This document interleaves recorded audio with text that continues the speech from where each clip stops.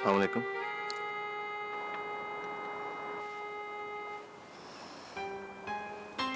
कैसी है मेरी बहन? कम ऑन, ये क्या बोल रहे हो तुम? बहन? कौन सी बहन? रिश्तों का इनकार करने से रिश्ते टूट तो नहीं जाते। कौन सा रिश्ता?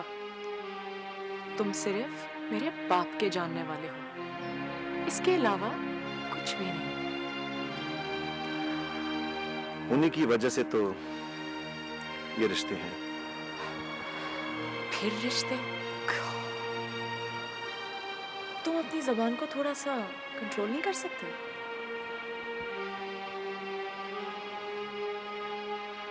एक्चुअली तुम पाकिस्तानियों की असल प्रॉब्लम यही है, हर वक्त रिश्तों का मसला बनाते रहते हो। देखो काकेश, अगर तुम्हें रिश्ते इतने ही बुरे लग रहे हैं तो तुम इस घर में क्यों रह रही हो? छोड़ दो ये घर, क्योंकि इसी घर में किसी रिश्ते की वजह से तुम रह रही हो।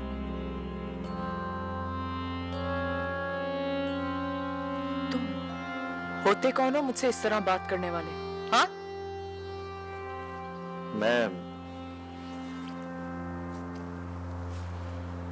मैं तुम्हारा भाई हूं।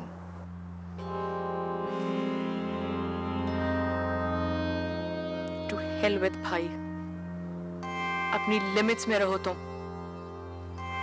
ए, आज के बाद तुमने मुझसे इस तरह बात की तो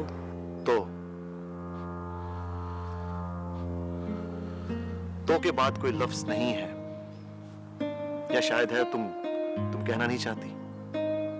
यही ना, रिश्ते इसी तरह तो बेबस कर देते हैं हम सबको। God sakes, just shut up. खामोश रहो। तुम्हें किसी ने बताया नहीं कि अपने बड़ों से बात किस तरह करते हैं? हाँ?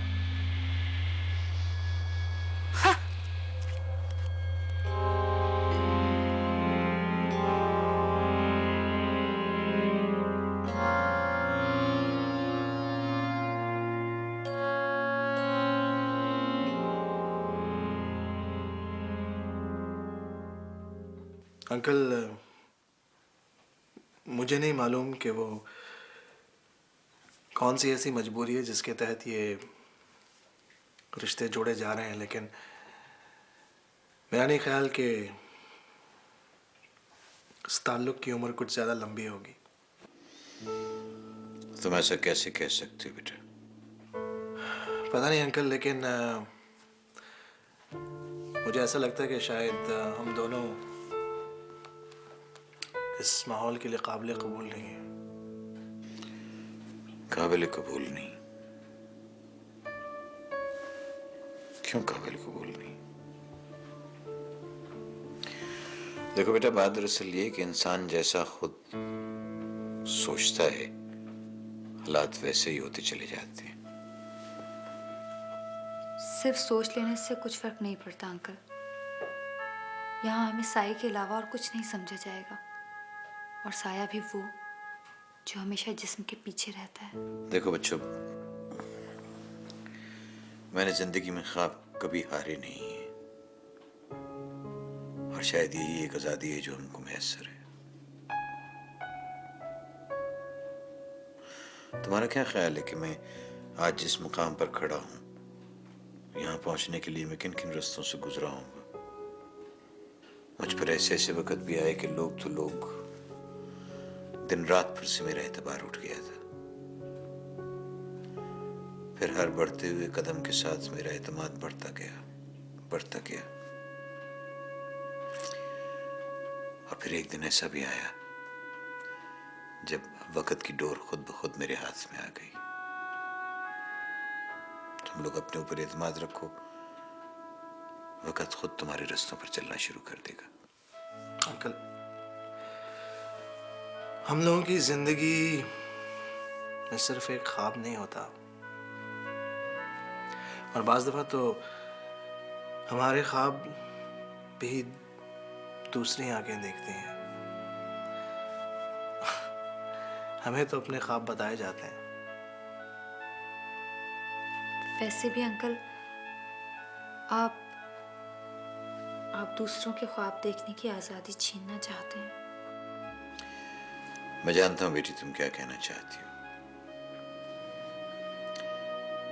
लेकिन बेटी ख्वाब तो सिर्फ वही आंखें देखती हैं जिन्हें अपने खाली होने का एहसास होता है।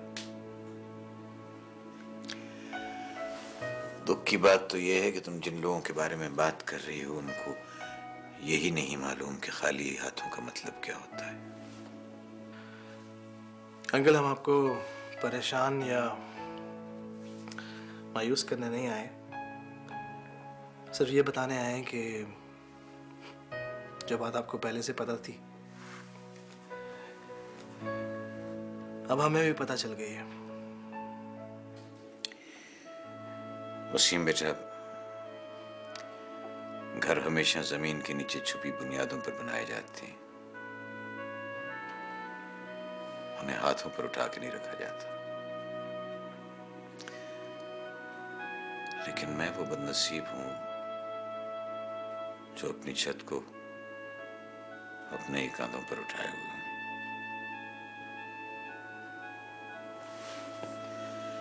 मैं थक गया था, शायद इसीलिए तुम लोगों के पास आ गया मदद मांगने। बेटा, मुझे तुम्हारे कंधों की जरूरत है, वगरना तो ये घर पानी पे लिखे हुए हर्फ की तरह मिट जाएगा। लेकिन अंकल, हमें भी तो आपसे कुछ चाहिए, कम से कम इस नई पहचान का कोई एक हवाला, कोई बहुत मामूली सा यकीन कि हमें जिन नामों के साथ जोड़ा जा रहा है वो सिर्फ एक फर्ज की तकमील के अलावा भी कुछ है। बेटा, जब मैं तुम बच्चों की बातें सुनता हूं तो मैं बहुत खुश होता हूं। मुझे एहसास होता है कि मेरा फैसला सही था। अब मेरा घर बच जाएगा।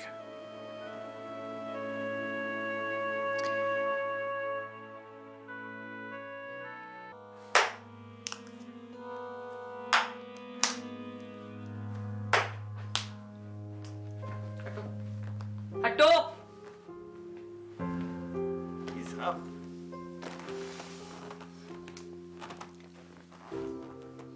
आप अपनी प्लानिंग अपने पास रखें, हमें कुर्बानी का बकरा ना बनाएं आप। तौबा, पता नहीं कैसे लोगों को वापस ले आए अपने साथ डैड। और वो वसीम, अरे मेरी यूनिवर्सिटी में आ गया था मेरे पीछे। और वो दूसरे डैड की नई इजाद, हमारे भाई जज्बों और रिश्तों के सताए हुए बेचारे मासूम। अरे इनफ इज इनफ माम। मैं तो हॉस्टल शिफ्ट हो रही हूं, एक और लम्हा नहीं बर्दाश्त कर सकती मैं इन लोगों को।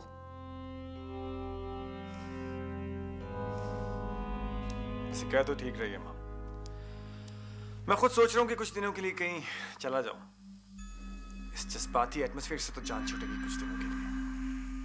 गॉड, मैं तो इन लोगों को देख देख के हैरान होता हूं।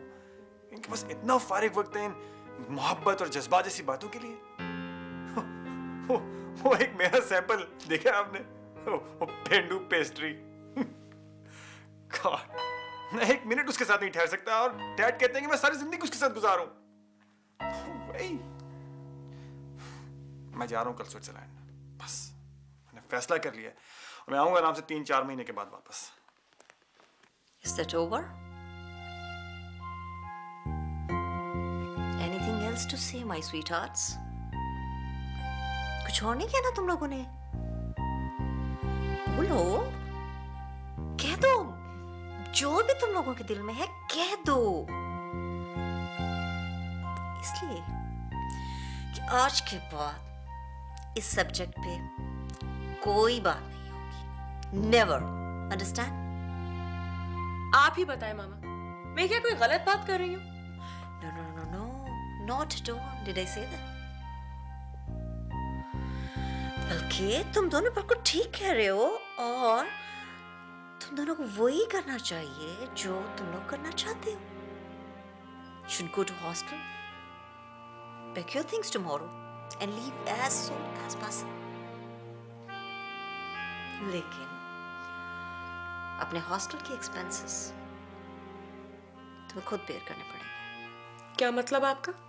इसलिए कि जब तुम यहां से चली जाओगी तो अहमद कमाल तुम्हें अपनी प्रॉपर्टी से बेदखल कर देंगे। Then what would you do? हाँ, when are you leaving tomorrow? रेस तुम तो अपनी गाड़ी में पेट्रोल तक नहीं फिल करवा सकते। रेस क्या सोचा है तुमने? Are you leaving or not? 1000 दफा कह चुकी हूं मैं तुम दोनों से, let the property get transferred first, then do whatever you want to do. उसके बाद जो चीज चाहे वो कर लेना, but please, please, please, for the time being,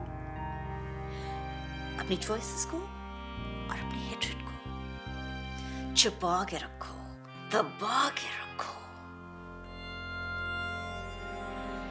इस वक्त ये दोनों बहन भाई तुम दोनों के लिए दुनिया के सबसे खूबसूरत बहन भाई हैं। तुम दोनों के लिए इतनी सी देर के लिए तुम लोग ये ड्रामा नहीं कर सकते। मुझे देखो, सिर्फ इस दिन के लिए मैं तुम्हारे डैड के साथ ये ड्रामा कर रही हूँ, ये गेम प्ले कर रही हूँ। और तुम दोनों अपनी इमेच्योरिटी की वजह से मेरा सारा प्लान फ्लॉप कर देना चाहते हो। वैसे आपकी तलाक के लिए बता दूं कि डैड को विल वाली अटेम्प्ट की एक डिटेल का पता है। And for your kind information, I know that too. और मुझे ये भी पता है कि वो मुझसे इस सब्जेक्ट पे बात क्यों नहीं कर रहे, मुझसे इस बारे में कुछ क्यों नहीं पूछ रहे। इसलिए कि I have a very good answer for that too. So please try to understand the situation. Stay calm and quiet. Better for you both.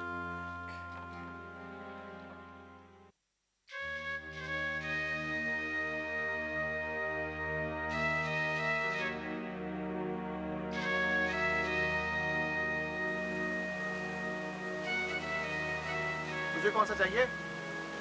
वो वाला कौन? ये ऊपर ऊपर। ये अरे तेरे से तो कोई काम भी ठीक नहीं होता। ना दे। ये पकड़।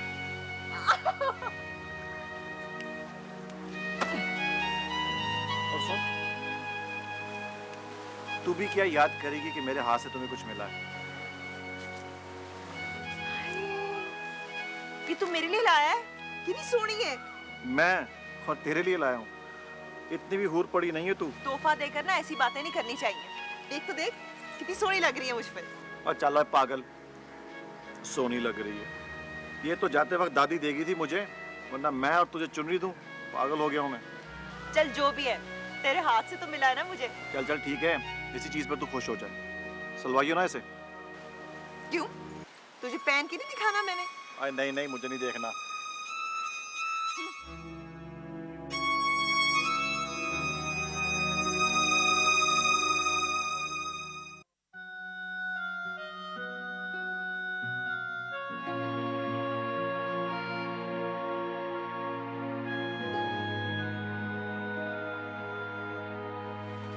सदत, पापा का मसला क्या है?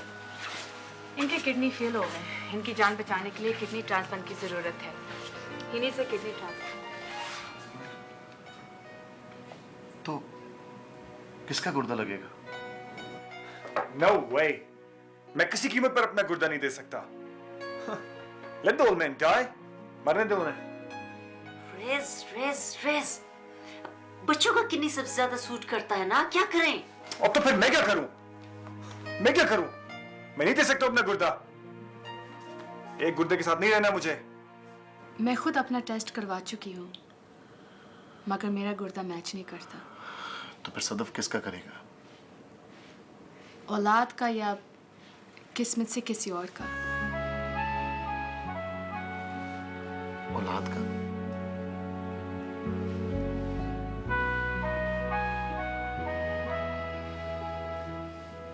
आप अखबार में ऐड दे दें, कोई ना कोई तो मिल ही जाएगा। Come on, sweetheart. But that will take time. और अहमद को किडनी अर्जेंटली चाहिए, फौरन। अगर फौरन चाहिए तो ठीक है, हॉस्पिटल वालों से बात करें। यहाँ तो बड़े वॉलंटियर्स मिल जाते हैं, कोई ना कोई दे देकर गुर्दा हमें की मुश्किल में डालती हैं।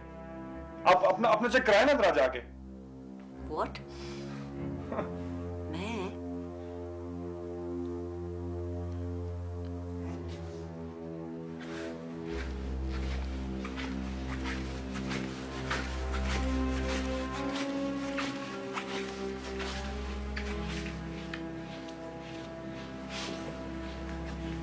डॉक्टर्स ने क्या कहा? डॉक्टर्स ये कह रहे कि आपका तो कुछ भी अहमद साहब से मैच नहीं करता। लेकिन तुमने तो अभी कहा था कि औलाद का गुर्दा हमेशा वालिदैन से मिलता है।